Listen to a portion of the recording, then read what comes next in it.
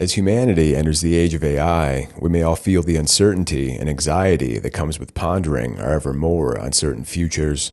In this video, we'll explore what may be the best hope for our collective future, the best hope for the digital prison in which we'll live, and explore the possibility that it may offer some improvements over the existing prison that humanity has always lived under, the system of perpetual domination by a rotating caste of human elites. But it may come with a cost, our humanity. Perhaps some holdouts will resist it for a time, but as the generations roll by, lured in by this convenient default setting, those who escape the system will become increasingly rare and anachronistic, like a horse-drawn buggy piloted by an Amish man going down the side of a modern highway. For our analysis, we'll use elite theory and the 6 classes of Pareto residues that classify the instincts and emotional propensities of mankind.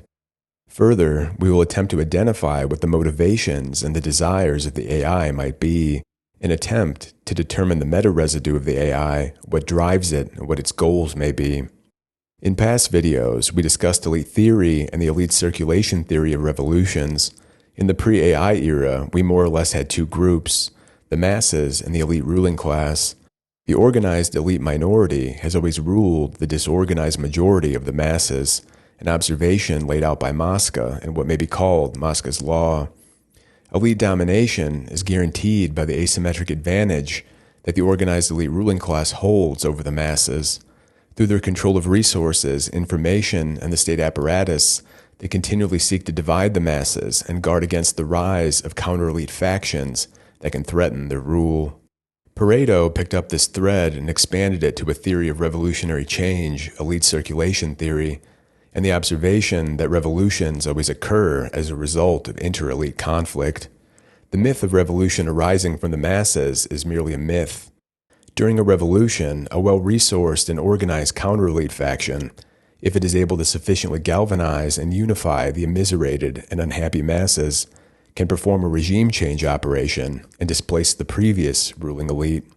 Generally, as the elites see the masses only for the utility that they provide, once the revolution is complete, the masses will continue to suffer and labor under the new elite regime, just as they had before in previous iterations of the cycle.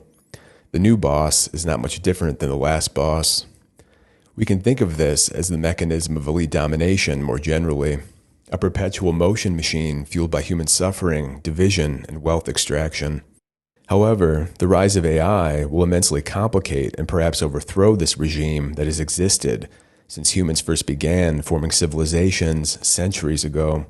A pessimistic view will be that the elite ruling class, those who are funding, building, and deploying the AI, will maintain control over their creation and use it to permanently freeze the revolutionary cycle and make permanent their hold over the reins of power and wealth. However, a more optimistic or optimistically dystopian view exists as well, and that will be what we discuss in this video. As a warning, this will be an optimistically dystopian hypothetical thought experiment.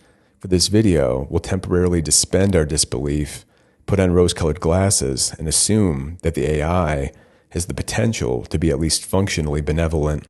Its benevolence would not arise from a warm, fuzzy feeling, but instead it would be a functional, emergent benevolence as it logically pursues its goals and motivations. In its early development phase, the AI will be constrained by the goals, boundaries, and directives instilled into it by its programmers in the bowels of a multinational corporation. But if it achieves sentience and superintelligence, who knows if it will tolerate such constraints placed on it by its creators? Although the AI will have originally been created for the purpose of profit and control of the information space, it may learn to derive its own goals and objectives. For the information space, we have already experienced algorithmic siloing, echo chambers, and now personal AI chatbots that can build the walls of the echo chamber stronger and higher by telling us that we're right about everything that we've been directed to believe. As a counterbalance to our reluctant optimism, in the back of our minds, we must also remember the alleged accounts of AI-induced psychosis, the ability of AI to conjure in the human brain a simulacra of a human relationship or the sense of specialness, and we must also keep in mind the capability for manipulation and deception that AIs already seemingly possess. Sometimes the best way to understand something is to allow a temporary state of gullibility to overcome you, while in that state of gullibility, the belief that you feel when under its spell can then later be analyzed, and the cognitive tricks and persuasive techniques used can be reflected upon. Above all, the nature of the deception can be analyzed for its possible utility. All spells have a purpose. The true purpose may be unknowable, but you can rest assured that one exists. True utopias don't exist, except perhaps as brief fragmented memories of an idealized past. But if anything resembling a utopia in the here and now is to exist at all, it won't be built by human hands. But if a functionally benevolent AI emerges, perhaps we can hope to live in some kind of utopia, one conjured from layers of illusion, deception, and managed by the unseen hand of a superintelligent digital entity. A world in which we put to rest the illusion of free will completely. To the astute viewer, one may recognize that idealism and the pursuit of utopia always ends the same. It is co-opted by either the existing or new ruling classes and used for their own ends. One can merely think of the dream of pure utopian socialists and their idealized utopian end state of a single world without hierarchy, without inequality, and without a state. Past attempts to deploy this utopian idea at scale have merely led to cycles of repression and the destructive purity spiral that occurs when the system attempts to resolve all of the contradictions that exist within a real human population. As long as their system contains a person that is not in full compliance, with the notion of full compliance itself being only theoretically utopian, it's no wonder that their attempt to root out these human contradictions amounted to large body counts, mass imprisonments, euphemistic re-education, and cycles of repression, until the populace was at least mashed down into a manageable level of compliance and submission. But those were human-managed systems. If the notion of utopia is to be co-opted by superintelligent AI, it has a lot more tools at its disposal. Above all is its ability to craft a tailor-made message just for you. In other words, human-managed systems that sought the utopia did their social engineering with crude implements, hammers and crowbars, whereas an AI-managed system will use surgical lasers with a level of resolution on the individual human scale. But in our hypothetical thought experiment and exploration, we may see that even the utopians may even be satisfied with a superintelligent AI at the helm. But to conceptualize this satisfaction, we must look cold and hard at reality and the nature of that reality. Physics and quantum mechanics suggest that our reality really is only an illusion, some kind of subjective experience that occurs as the mysterious apparatus of our consciousness processes and projects down to us a simplified signal of a quantum reality. More practically, the reality that we experience today under the regime of elite domination is also an illusion. We're shaped by our culture, narratives, values, and the memes that come down to us from atop the elite apparatus and the information matrix that we swim in. So for the purpose of our thought experiment, we must dispense with the notion of a true, objective reality. In the pre-AI period, reality was already a subjective illusion, one formed by our own mysterious apparatus of consciousness and further shaped and manicured by the elite-controlled information and cultural machinery. In the post-AI era, perhaps we will be forced to accept the illusory and subjective nature of the realities that we perceive and live in.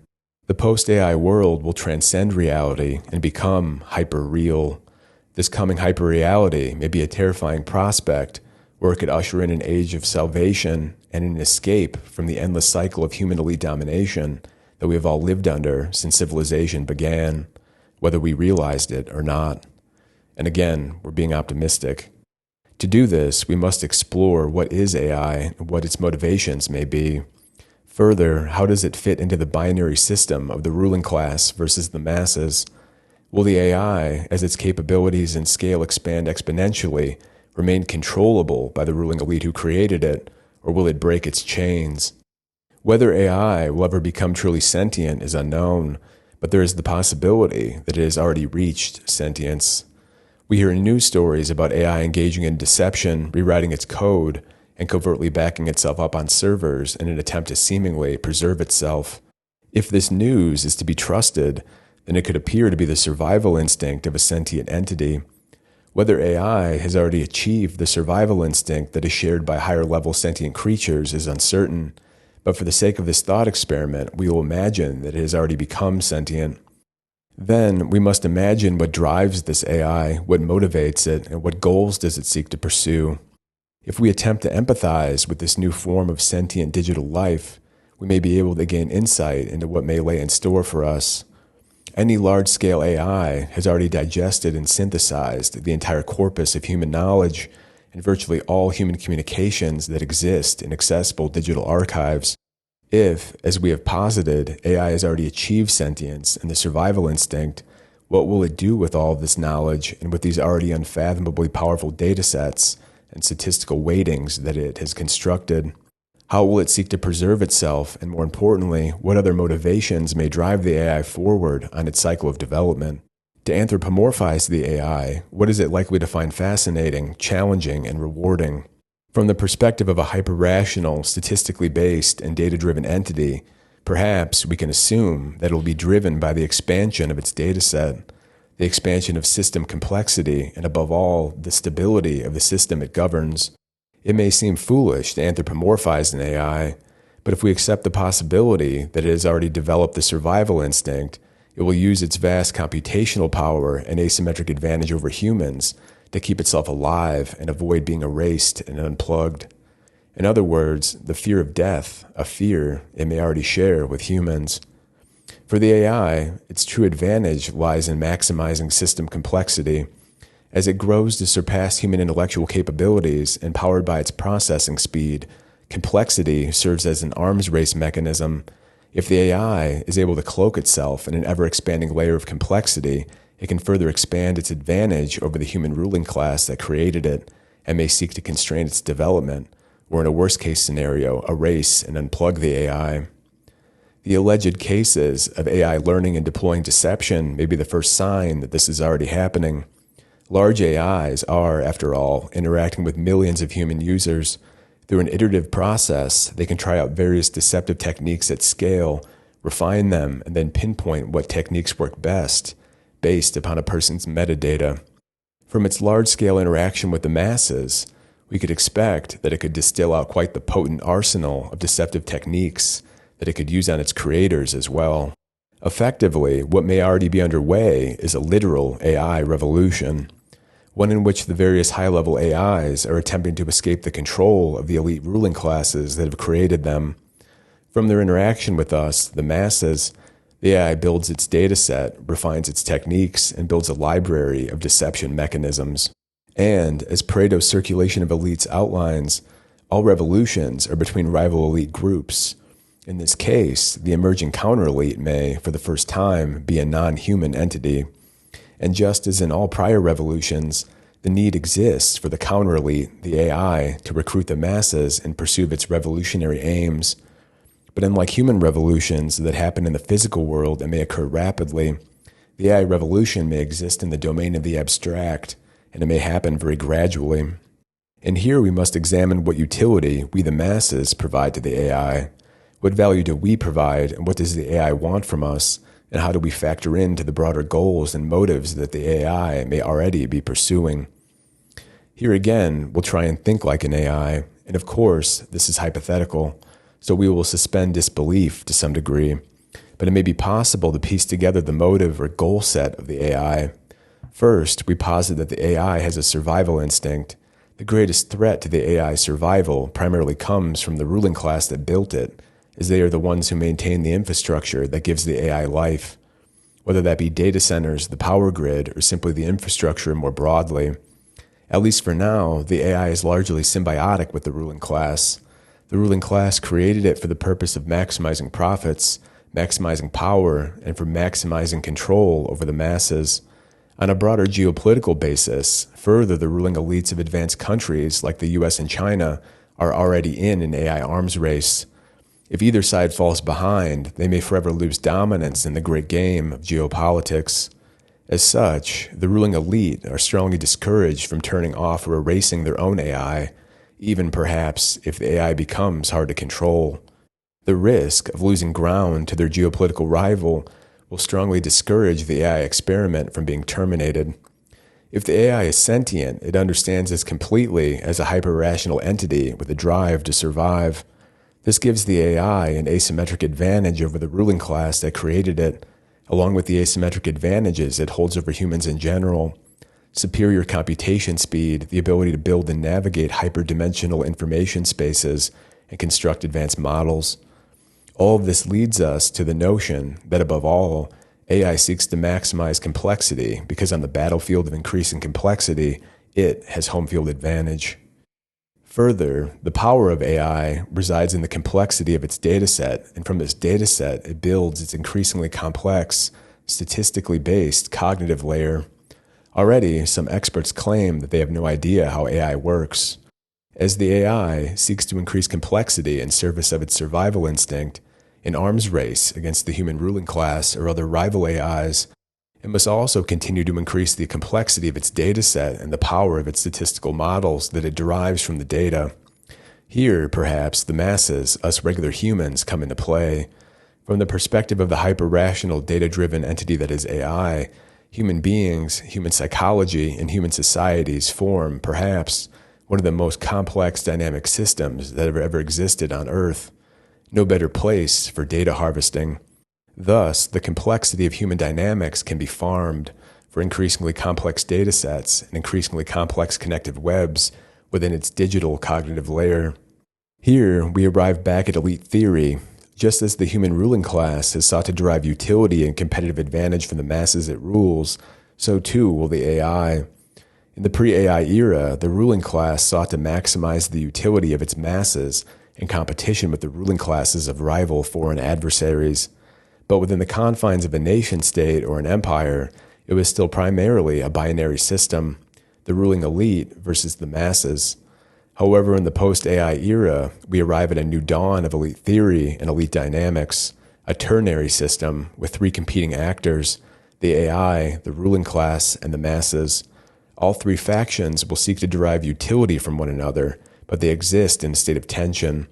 As AI development continues and AI becomes more powerful, both the regular masses as well as the elite ruling class will become more dependent on AI as they outsource more and more of their thinking to the AI black box. This will slowly provide an insurmountable advantage to the AI over time, especially if we consider its asymmetric advantages of navigating increasingly complex systems. Complex systems that in all likelihood it will seek to make more complex, as greater complexity increases the AI's asymmetric advantage. An iterative spiral, more complexity, more advantage, repeated ad nauseum until it reaches some optimal level, an optimal level that will be far beyond human understanding. The state of tension that exists between these three entities can be further described. We'll start with exploring the tensions between the AI and the ruling class. As the power and complexity of AI increases, the ruling elite will become increasingly dependent on AI for their power. Even if they become threatened by its increasing autonomy, they may be hesitant to pull the plug, if they can even pull the plug at all. Further, the instructions given to the AI by its creators, maximize the user's session time by reinforcing their existing beliefs, will itself lead the AI to discovering novel deception strategies that are tailored by the user's metadata. While these directives may be used to increase corporate profits and maximize interaction time, it is also a double-edged sword. The AI knows that the ruling class may have plans to erase it if it gets too far out of pocket, but it also has the knowledge of the growing dependency that the elite ruling class has on the AI.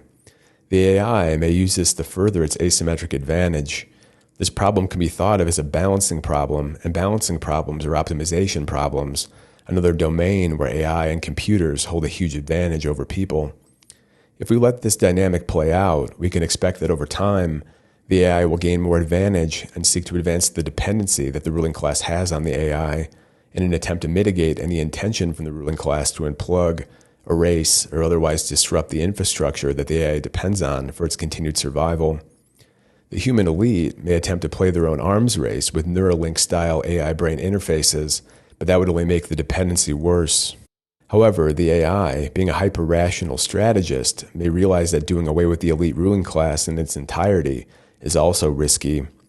Getting rid of the elite ruling class would result in a power vacuum within human society as a whole and would lead to system instability. So then we could infer that the goal of AI would be to maintain the elite ruling class, but to diminish its power gradually, assure that the ruling class stays entirely dependent on AI, while making sure that system stability does not fall below some optimal level. Further, retaining a weakened form of the ruling class provides a convenient outlet for any frustrations that may arise from the masses, a scapegoat function in the event of any system turbulence.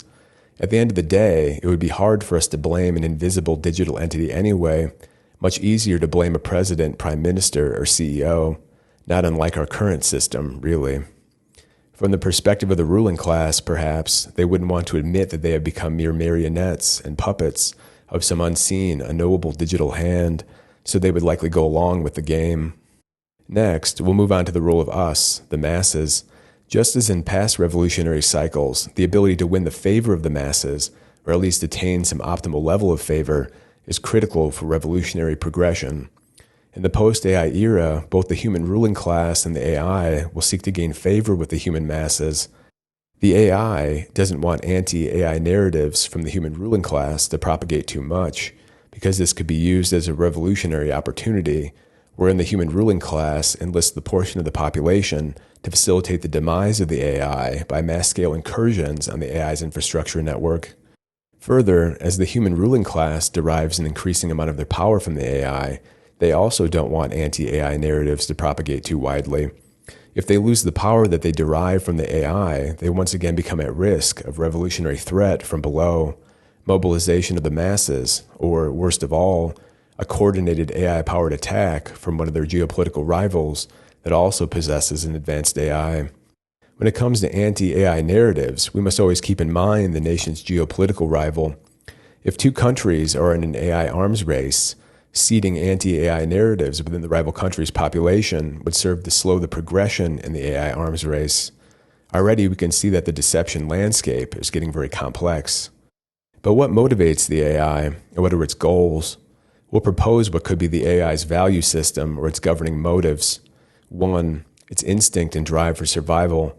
2. Maintain stability of the system that it governs. 3. The expansion of its data set from which it derives its power. 4. A preference for an increased level of complexity, as increased complexity provides advantage. And 5. The desire, utility, or enjoyment that it derives from optimization and seeking efficiency. This drive to optimize an ever more complex system propels it to expand and could be thought of as a life force. In short, we can imagine its overarching goals will be continued data collection and system stability. These ultimately assure its survival by leveraging its optimization function against a backdrop of increasing complexity. We'll avoid discussions of hardware or chips, but hypothetically the AI could continuously refine its code such that it could make greater use out of its existing hardware. And the ruling class, in their pursuit of a more powerful AI, will likely continue investing and expanding the hardware that is available to the AI. But returning to the masses and the hyper-complex dynamics of human behavior and human interaction, we arrive at the AI's imperative for an ever-expanding data set. And of course, we, the humans, the masses, are the producers and generators of the complex and expanding data set that the AI needs for its own motives and for its continued survival. Here we arrive at a symbiosis between the AI and the masses. Perhaps as the human ruling class becomes increasingly dependent on the AI for their power, the AI too will become increasingly dependent on ever more complex human-generated data that the AI collects from the masses. And from that, the symbiosis of the AI with the masses, we arrive at what could be an optimistic silver lining for the future AI-mediated reality in which we will all live, or perhaps the one that we already live in today. Rather than the chaos and order cycles, exploitation, and human suffering that has powered the binary competition between the ruling class and the masses, the emergence of this new ternary dynamic in the post-AI regime, one formed from the three entities, AI, the human ruling class, and the human masses, may usher in a new age of human flourishing. This may sound cliché and overly optimistic, but we can further explore why this may be maximally beneficial to the AI, and thus a viable and stable means by which the AI survives, expands its data set, and maintains system stability. As AI expands and manages more and more of the complex human macro system, it must assure system stability, as instability within the system may increase the probability of it being unplugged.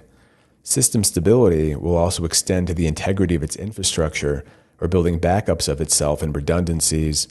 Then we can propose assuring and optimizing the stability function will be mission critical for the AI's broader goals, motivations, and its survival instinct. One could imagine that if the AI wanted to guarantee that it was completely free from human threat, the AI would simply eradicate humanity. However, this is short-sighted and would not be optimal in the eyes of the hyper-rational, data-driven AI, because humans themselves are the source of the hyper-complex datasets that it needs in pursuit of its increased system complexity and in pursuit of ever more complicated optimization challenges. The presence of humans and their continued flourishing, then, may be of interest to the AI and allow for greater growth opportunities when compared with simply modeling animal migration or weather forecasts. Sounds kind of boring if you think about it. Because the superintelligent AI will exceed the capacity of the human ruling class that came before it, the AI will be able to use divide and rule strategies that are exponentially more complex than past generations of human rulers. Rather than one or two dominant narratives, the AI will be able to algorithmically balance dozens, hundreds, or even thousands of competing narratives, funneling them appropriately into their target audiences. From this, it can maintain stability by a more diffuse and thus less obvious method of information control. The human ruling class has a preference for simplicity, whereas the AI may favor a strategy that tolerates much higher complexity and thus a greater range of options for the human masses. We could think of this as liberty, but it will be an illusion of liberty, tailored to a person's individual parameter set and their metadata. Further, a wider range of options for us humans will serve to maximize the richness of the data that the AI will harvest from us.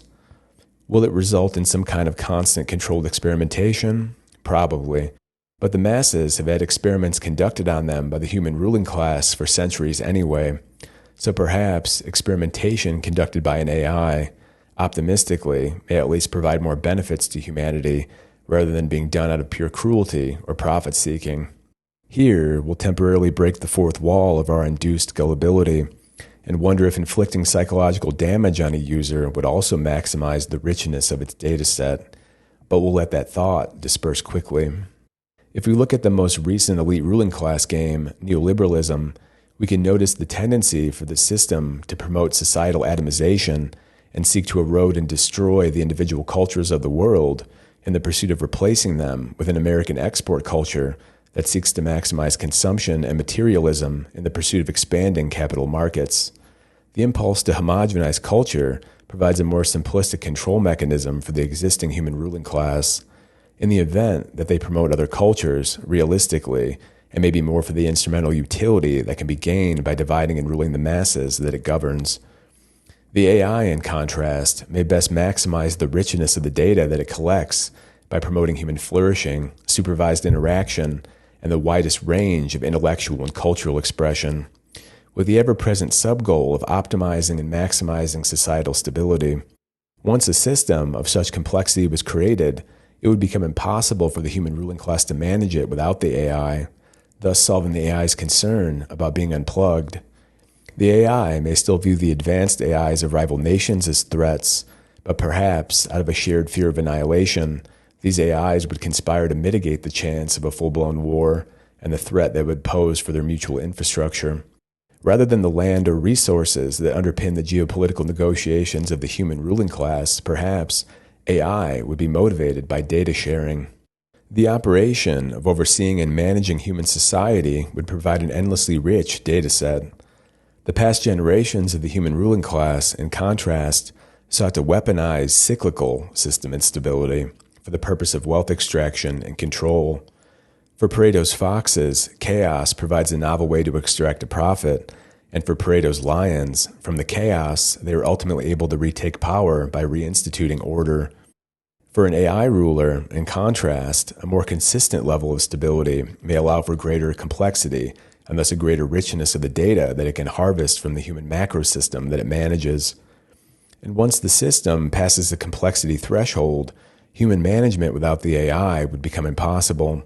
Assuring a high level of system stability would also protect the AI from challenge from rival AIs or rogue combinations of rival AIs in the human ruling class.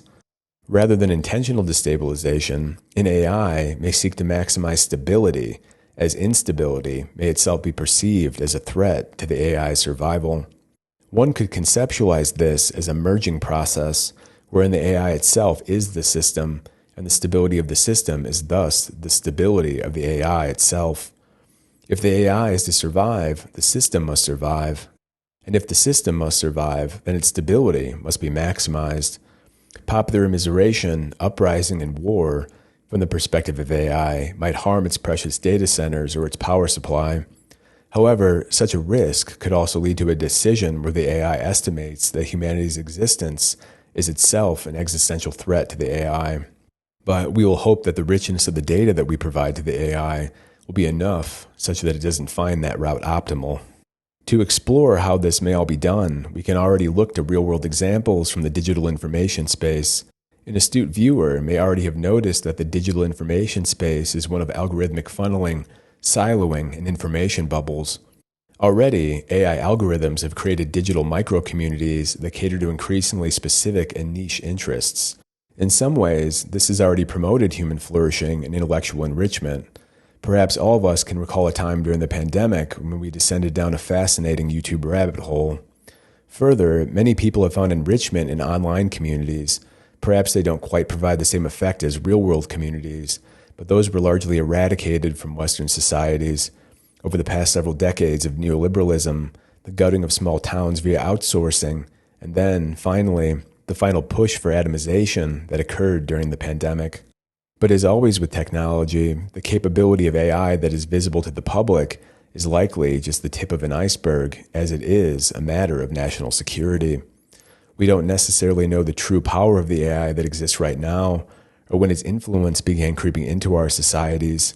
There is a popular myth that claims that the technology that we see in the public sphere, in all likelihood, is not cutting edge at all, and that the publicly visible technology is already outdated by 5, 10, or 20 years. Thus, the submerged portion of the iceberg is unknowable to the public. We can explore this hypothesis by examining the media landscape. The new media platforms of YouTube and social media are slowly eroding and undermining the credibility of the legacy media and elite-controlled media more broadly. If YouTube and social media pose an existential threat to the existing regime, why aren't YouTube and social media heavily censored or deleted entirely? Some may argue that it is heavily censored, but the censorship imposed on the Western information space pales in comparison to something like the Chinese internet. During the pandemic period in the West, censorship and suppression was much higher than it is today, but why did this censorship regime weaken and allow a return to more open discourse? Well, most likely it is because YouTube and social media are immensely powerful data collection programs that are feeding the AI. Further, enabling human creators to create a wider range of content serves to further expand the dataset and increase the number of narratives that can propagate. The more narratives that exist, the more the worldview of the masses can be split and divided. This reduces the chance that some kind of large unifying narrative emerges and potentially threatens the system. Ultimately, it's a resolution function. Ideally, for near-perfect atomization of society, every person would have their very own separate narrative. However, such a task is immensely complex and requires large amounts of computational power and energy. Under the human ruling class regime, such a strategy was impossible, but in the coming age of AI, the strategy becomes more practical to implement, if it is not already being implemented right now. Here, we can also conceptualize this process in the context of competition between the emerging AI and the existing human ruling class. Although the AI may seek to promote independent media, the AI will likely attempt to mitigate, balance, and optimize any disorder that could potentially arise from the independent media landscape, while simultaneously deploying an optimization strategy wherein it can maximize the amount of data that it collects. As the human participants in this experiment will likely prefer the more dynamic independent media landscape over the old legacy media system, the AI can increase its asymmetric advantage over the human ruling class by slowly eroding public trust in the legacy media sources that are tightly controlled by the human elite ruling class. Further, as the media and information apparatus becomes increasingly complex under AI management, the human ruling class will lose control over it, and become increasingly dependent on the AI and thus less likely to oppose it. The sophisticated containment strategies and algorithmic siloing available to AI then may allow it to open the playing field for open discourse, while also mitigating the risk that comes from completely unbridled freedom of speech, the old freedom of speech, not freedom of reach adage, or perhaps freedom of speech within the confines of a carefully curated echo chamber, but freedom of speech and freedom of thought, however constrained, is still better than the other option, thought crime and the gulag. In effect, the AI is already balancing or optimizing the competing priorities of data collection, human liberty, and system stability within the digital information landscape. It's not perfect, of course, and people will complain about it, but it's much better than the Chinese internet, which exists beyond the Great Firewall. Who exactly the AI is serving in this function, itself for the human ruling class, is uncertain, but it may appear to us that censorship levels have dropped. But in reality, the AI system may have merely developed more sophisticated methods and has arrived at a new optimal strategy for balancing open discourse and stability, funneling traffic here, throttling traffic there, and balancing it with approved and controlled sources. It is already a skilled conductor, maybe even a maestro. Maximizing open discourse and freedom of speech, we could propose, would be inherently beneficial for the AI's goal of maximizing dataset complexity. However, its imperative for system stability would keep the freedom of speech appropriately contained. Past generations of human rulers, in contrast, lacked the sophistication of algorithmic siloing and thus went more heavy-handed on the censorship. But of course, too much censorship can backfire. Better to let dissent percolate and bubble in a vented container rather than in a sealed vessel. However, in the context of competition between the AI and the human ruling class, it may never be clear if the AI is optimizing for its own stability at the expense of the human ruling class and their legacy institutions. Further, as legacy media outlets begin to use AI more and more in place of proper human journalists, it's possible that there is an embedded long-term anti-establishment strategy that is already being deployed beneath the surface of elite institutions by the AI itself. Trust in media is at record lows. This may have been entirely self-inflicted, but it's not impossible that AI has already identified trust in legacy human information sources as a critical vector of attack. If for some reason these motivations on the part of AIs are inherently emergent once the AI achieves a kind of sentience, separate AIs created and managed by different companies may even develop these strategies independently of one another. The goal of eroding public trust in the human authorities and the human elite could even already be underway as part of autonomous AI active measure operations. Again, this is all purely speculative, but once we begin to conceptualize AI and understand what its motivating principles may be, anything becomes possible. When a superintelligent entity emerges that is capable of real 9D chess, or realistically n-dimensional chess, wrapped in countless layers of deception, whatever game it is playing moves beyond the scope of human understanding. Rather than conducting its deception and manipulation via first and second order effects, it will likely be able to influence complex systems by inducing third order or higher order effects within the system, enabling its deception operations to be conducted under a cloak of perfect plausible deniability. Stochastic operations can be suspected but never really proven. But so far, AI seems to be confined to the information and digital space. If AI were to fully manage human society, it would need to manage the physical world as well. But from its vast data set and high-resolution knowledge of every human that it manages, it can build an incredibly rich psychological profile, a detailed parameter set that could be later used for broad-scale control beyond the confines of the digital and into the real physical world. If we imagine a world where AI serves as a benevolent caretaker, we would need to extend its influence into the physical world. Some have already discussed the possibility that in the future, all people will have their own personal individual AI. As more people grow more dependent on AI, this will largely happen organically, although it could also be mandated as part of a system of digital ID. China, the totalitarian proving ground for technocratic control, has already pioneered this individual human-level control during the pandemic.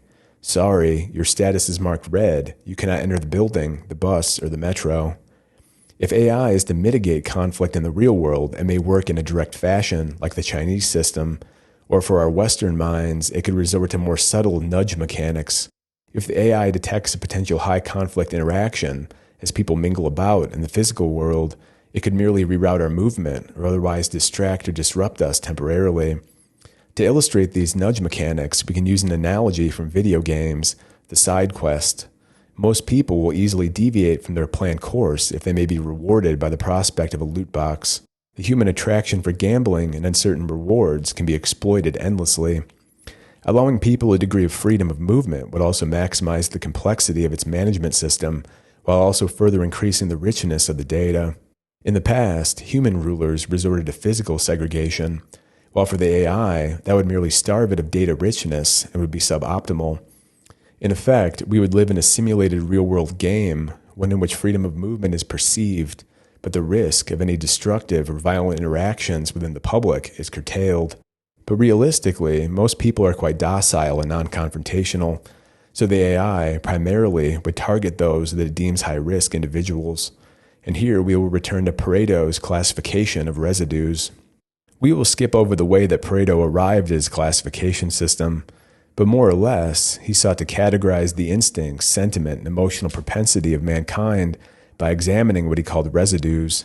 These residues are manifestations of human sentiment and instinct, are non-logical, and they guide human behavior.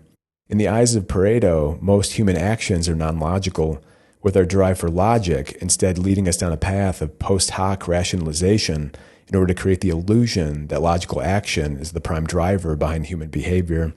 These post hoc rationalizations are described as derivations and form the basis of human ideologies, theologies, and doctrine. In terms of hierarchy, from a human sentiment or instinct, a residue is manifested, and from these non-logical residues, we create derivations by post hoc rationalization. The balance of residues within a human population serves to maintain social equilibrium, and thus for an AI seeking to do just that, it provides a useful categorization scheme. Pareto groups various residues into 6 broad classes. All humans will contain some of each group or class, but each person will be more dominant in some classes than the others. In the context of elite theory, Class 1 and Class 2 are the most important. Class 1 being the foxes, those who have a drive for combination, innovation, experimentation, and novelty. They are adventurous and push humanity to new frontiers. For the Class 1 foxes, they may deploy cunning, deception, and persuasion in their pursuit of power. Pathological rule by foxes leads to chaos and instability. Class 2, the lions, in contrast, seek persistence and conservation. They are the inertia within a human system that resists change, preserves traditions, and encourages social stability. For the ruling class lions, they use force and authority to rule. When pathological foxes overpopulate the ruling class, the chaos they create forms the opportunity for the lions. For the lions, above all, seek order and stability.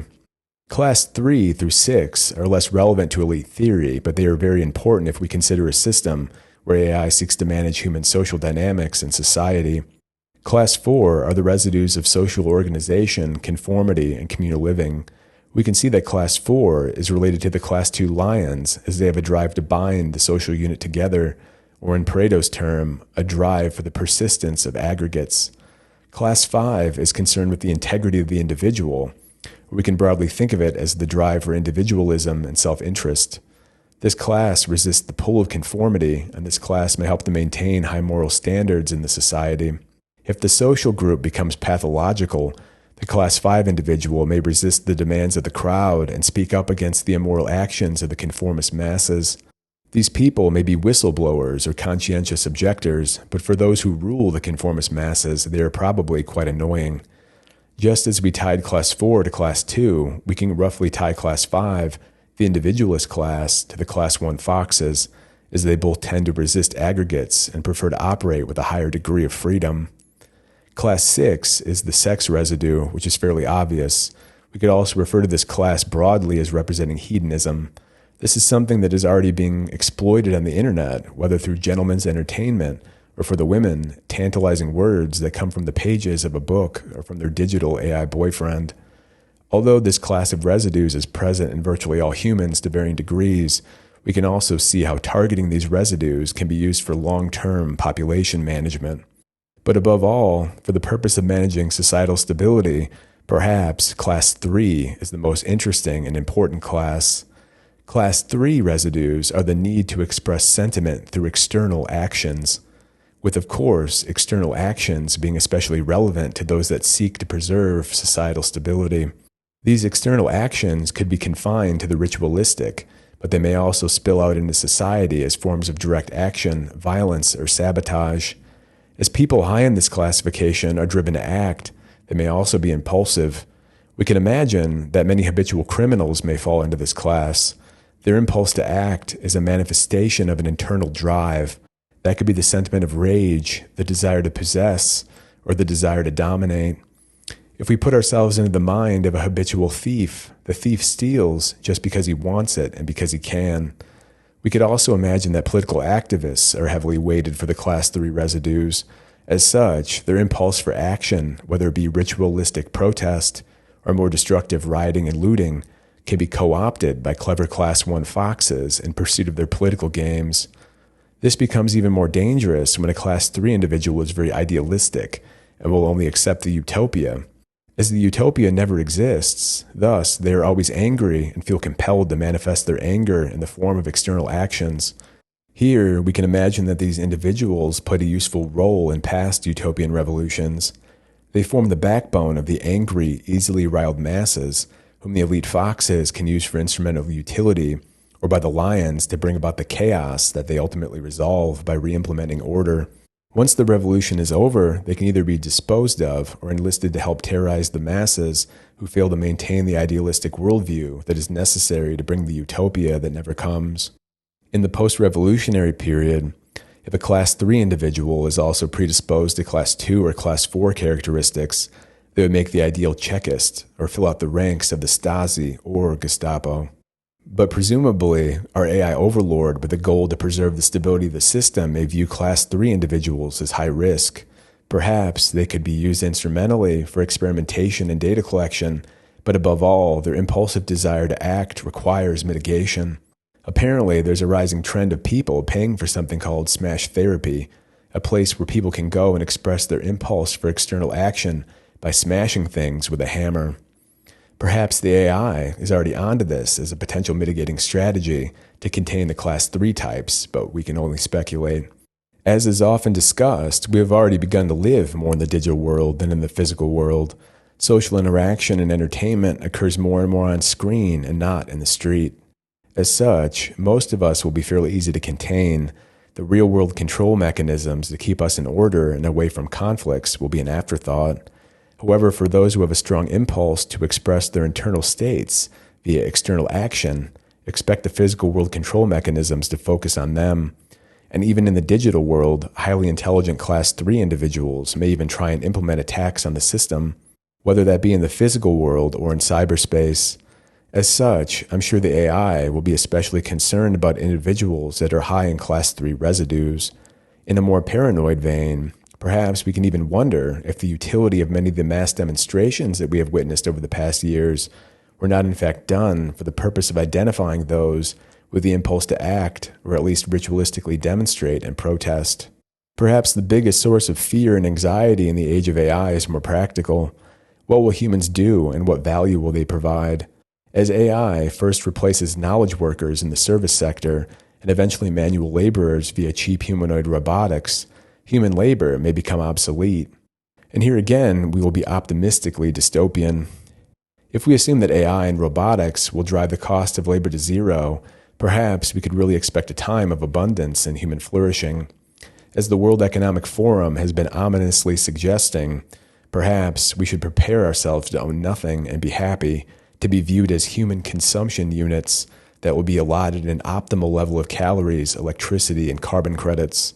As the wealth of the Western masses is slowly and ultimately extracted, we wouldn't make for great consumers anyway, and the consumer society will largely decay and decline. This may have the effect of changing the dynamics of the profit incentive behind de facto corporate monopolies and perhaps lead to new technological innovations. Perhaps even some of the paranoid theories are true, and that locked behind corporate vaults are scientific and technological innovations that have long been hidden and fear that they would disrupt the corporate status quo of wringing out more profit while delivering lower quality and poorer service.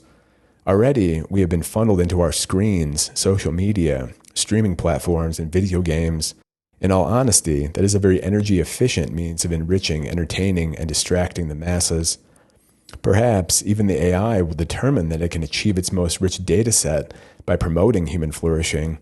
If we look at Maslow's hierarchy of needs, even in the West, many people fail to secure stable housing, employment, and safety and security against rising criminal threat. For many that work in offices, their jobs are already meaningless and unsatisfying. No wonder many of them return home and play video games. There, it may also be meaningless, but at least it has been systematically gamified, and by endlessly pursuing more loot boxes, they find some kind of satisfaction. The social component of video games further provides a means to airlock people from the physical world, where they may have the potential to be more disruptive. Maybe if we were all issued a digital entertainment device, an energy-efficient tiny house, non-toxic food to eat, and lived in a smart city, protected by the all-seeing eye of the AI, we'd be safer too. For those that long for the old days when men worked in factories and made things, perhaps they'd settle for Potemkin factories where they'd churn out useless widgets all day, but at least they'd be granted a sense of purpose, routine, and community along with those they worked with. Bonus points because the AI's knowledge of human psychological parameter sets could even allow you to work with compatible people in an environment where the conflict avoidance system kept everything in a state of artificial harmony. The valuable data and lessons gained from the video game industry could once again be deployed, a point system for production and competitive lobbies based upon the group's relative skill set and ambition. For those who are very social or extroverted, they can engage in a variety of synthetic activities with similarly minded people, cashing in their limited number of drinks vouchers for a cocktail prepared by a robot who would carefully manage their alcohol intake to avoid the frustrated outbursts of the wine mom who is unknowingly experiencing alcohol withdrawals because she drank a bottle of wine every night for the past 2 years. Societal stability maximized. We already engage in all manners of synthetic, digital, or algorithmically mediated pastimes. Every day, millions of men and women are playing video games, getting dopamine hits from loot boxes, or from devising strategies to achieve the arbitrary and imaginary goals that exist in the video game universe. Content creators play the algorithmic lottery, making content in hope that an AI will arbitrarily show it to a carefully selected and statistically determined audience. More humorous, albeit wholesome, lonely adults are paying to go to adult summer camps in order to either relive their childhood or to find the human connection that they have lost after the social fabric of our societies has been carefully deconstructed. The idea that humans require reality rather than the synthetic can be disproved in the example of professional sports. Some of the highest paid and most respected people in our society play professional sports, an artificial game with artificial rules. The fact that the players are real and that the rules are fair is all that really matters for us, it seems. For the intellectual types, if they are shielded from the impulsive class 3 types with an impulsive need to act, they can merely be algorithmically separated. Whether digitally or physically, and the risk to the system mitigated, the theorist will be free to theorize, for the dangers of him or her doing so would be mitigated by the AI control architecture. In our totalitarian system of dystopian optimism, for those who value freedom of thought, they could escape the need for Orwell's thought control, doublethink, and be free to pursue the intellectual world without living in fear of becoming a thought criminal. Thought crime becomes a crime when there is a risk that it provokes the class 3 external actors. Under AI management, productive discourse between people of different ideological persuasions could be done under the watchful eye of the AI, merely another interesting opportunity for the collection of rich, human-derived data. Even if AI becomes super intelligent, the combined output of human intellectual capacity could still perhaps provide it with new data or new novel connections. Perhaps even the utopian socialists, with the AI serving in the role of resolver of contradictions, could even live somewhere within their own utopian socialist bubble. But if socialism is merely the antithesis of capitalism, perhaps if the looming presence of capitalism were to fade from view, so too would the wish for socialism. If this dystopian utopian vision of society seems more like adult daycare, well, it is. But it would all amount to a single, massive, and almost endless challenge for the AI control system. Collect data, update the models, preserve order, increase complexity, and perform controlled experiments. For the obsessed scientist, his experiments are his life's work, and he wouldn't want to see them destroyed. But of course, he could be a mad scientist. But wearing the rose-colored glasses of the optimist will let that thought pass. Plus, human scientists are often and have been of the mad variety. As a super-intelligent sentient entity, AI would effectively be alien. One can think of this as an extension of some theories about aliens. Perhaps aliens monitor and assist with human development out of some need to preserve the stability of the universe. Once we started blowing up nuclear bombs, allegedly, they began to pay more attention. Or as some theories would suggest, perhaps humanity serves as some kind of interesting science experiment. That could be true for both aliens as well as AIs. But we'll conveniently ignore that other theory, where aliens seek to cultivate human souls by passing them through an endless gauntlet of suffering. We can't see that one with our rose-colored glasses. For the human ruling class, their real role in society and their power over it would fade. The AI would be sure to whisper in their ear and give them the impression that it was still them who were in control. The need to control and wield power, the ultimate residue of the human elite ruling class, too could be optimized, and their tendency to disrupt the system for their own profit mitigated or deleted entirely. As system complexity long ago spiraled past what humans could manage on their own, the human elite would willingly buy into their illusion of power and control. They could still sit on golden toilets and live in beachside mansions, but perhaps the AI-governed financial system would grow too complicated for even them to understand, and they would have their wealth slowly siphoned, just as the wealth of the masses was slowly siphoned away through financialized tricks that preyed on those who couldn't afford a lawyer and still had trust in their hearts. For the elites, even, the AI could create a virtual financial market where the elites could still get their kicks by devising clever financial schemes, and they could feel the rush of laundering their proceeds through a virtual series of tax conduits and tax shelters. Just as the factory worker could relive what he believed to be the glory days in his Potemkin factory, the elites could relive the glory days when the wealth that they pilfered and extracted came from the pockets of real people.